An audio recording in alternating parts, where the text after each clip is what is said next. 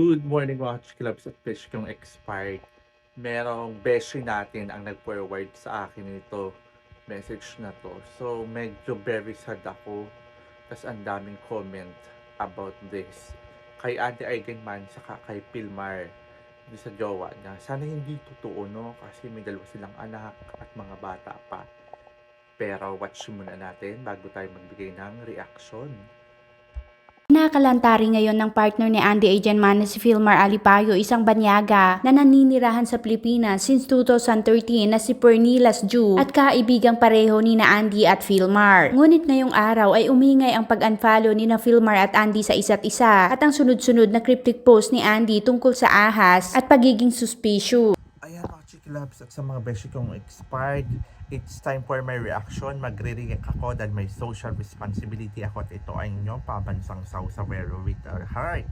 So let's go! Upon checking, talaga naman pong naka-unfollow si Miss Andy Eigenman at ang jowa niya sa isa't isa. Nag-unfollow po sila.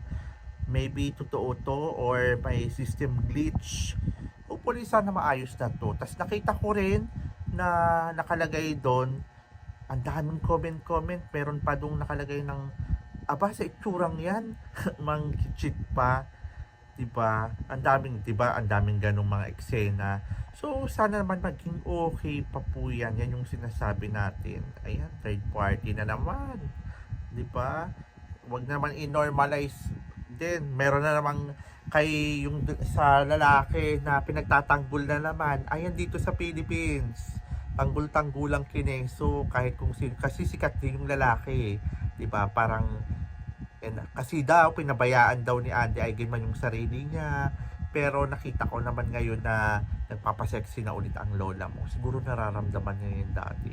So laban lang girl. Ayan, agwa bendita. Ayan, ilunurin mo ang girl, char. Keme lang. Pero ayun, sana maging okay ang lahat. At good morning. May nag-send kasi sa akin.